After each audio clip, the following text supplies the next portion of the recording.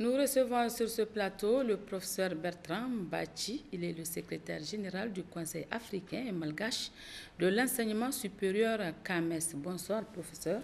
Bonsoir, madame. Et le Conseil africain et malgache pour l'enseignement supérieur, en partenariat avec le ministère de l'Enseignement supérieur, de la Recherche et de l'Innovation, organise à Niamey du 22 au 25 janvier 2018 le lancement de son cinquantenaire. Pourquoi le choix de la ville de Niamey pour abriter le lancement des célébrations du jubilé d'or du CAMES? Merci, madame. Ce choix se justifie par une raison d'abord historique. C'est parce que c'est en 1968, au Niger, que s'est tenue la première rencontre qui a abouti à l'idée de la création du Conseil africain malgache pour l'enseignement supérieur, une réunion des chefs d'État présidée par Feu Son Excellence Amani Djouri. Voilà, donc c'est pour ça. Ça, c'est la raison historique. La deuxième raison, c'est que c'est un pays fondateur, membre du CAMES et actif, qui intervient au niveau de toutes les instances du CAMES. Et quelle place occupe le Niger au CAMES? Le Niger occupe une place de membre, comme tous les autres pays.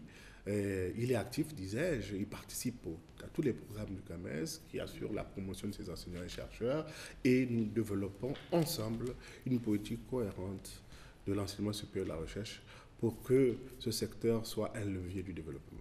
Alors, professeur, comment s'organisent les événements prévus dans la semaine prochaine? Quels seront les temps forts? Oui, c'est un événement souvenir. Donc, les temps forts vont avoir une même vision que dans le passé.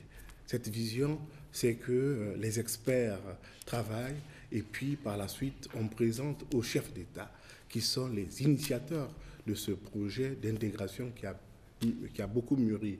Alors, les temps forts, c'est d'abord la rencontre des responsables d'enseignement supérieur et de recherche organisée autour du comité consultatif interafricain. Puis après, il y aura un colloque sur le CAMES après ses 50 ans. On a appelé ça le colloque du CAMES du futur. Et on aura à construire déjà ce CAMES du futur par un troisième temps fort qui va réunir le secteur productif, donc les patronats de l'espace du CAMES, qui sera donc associé au recteur pour réfléchir sur la manière dont, de manière harmonieuse, ils peuvent créer la richesse, ils peuvent répondre au problème du développement. Et puis la dernière étape, ça sera la décoration de M. le Président de la République, chef d'État, son Excellence Issoufou Mahamadou. Justement, par rapport à lui, vous avez décidé de l'élever à la dignité de Grand Croix dans l'ordre international des palmes académiques du CAMES. Qu'est-ce qui a motivé cette décision des instances du CAMES? Nous pensons que l'enseignement supérieur est une affaire tellement sérieuse parce que le levier du développement, nous pensons que ça doit associer tous les acteurs. C'est pourquoi l'Ordre international des palmes académiques du CAMES a été créé pour faire participer de manière inclusive tout le monde. L'image du LMD, système licence, master et doctorat. Donc faire participer tout le monde. Maintenant, pourquoi les chefs d'État? Le chef d'État, c'est pour soutenir sa politique de rayonnement de l'enseignement supérieur. Vous voyez, pour ne prendre que cette année, le pays va abriter 2 temps forts. Le lancement, et maintenant, et puis plus tard, en juillet, va abriter les comités consultatifs interafricains. Donc c'est qu'il y croit que le CAMES et l'enseignement supérieur est le levier du développement. C'est pourquoi nous voulons l'encourager et reconnaître en le hissant à cette dignité de Grand Croix de l'Ordre international de palmes académiques du CAMES, qui est le dernier grade de notre ordre. Et un mot de la fin pour ça? Le mot de la fin, vous voyez que nous sommes en pleine mutation. Le CAMES ne doit pas être en reste. Le CAMES a déjà réussi à réaliser l'intégration intellectuelle, universitaire. C'est une force. Le CAMES a été créé finalement pour harmoniser les politiques d'enseignement supérieur. Je crois que nous avons réussi et c'est en cela qu'on doit rendre hommage au père fondateur.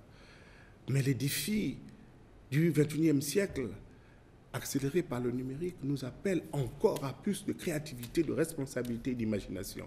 C'est pourquoi nous nous sommes réunis. Et l'ambition qui est le nôtre pour le CAMES, c'est de rivaliser d'intelligence avec les autres espaces, d'être incontournable, d'être un leader incontournable, l'enseignement supérieur et la recherche. Ce que je souhaite, c'est que tout le monde participe à la réflexion que nous allons organiser. Nos réseaux sociaux sont ouverts pour le public qui pourra envoyer ses préoccupations pour que ce soit pris en charge.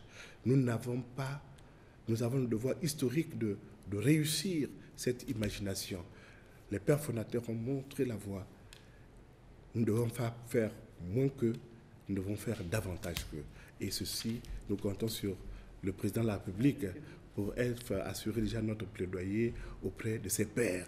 Parce qu'il faut le réaffirmer ici, le CAMES, c'est d'abord une vision des chefs d'État, c'est une affaire des chefs d'État. Monsieur le secrétaire général du CAMES, merci de rester avec nous pour la suite.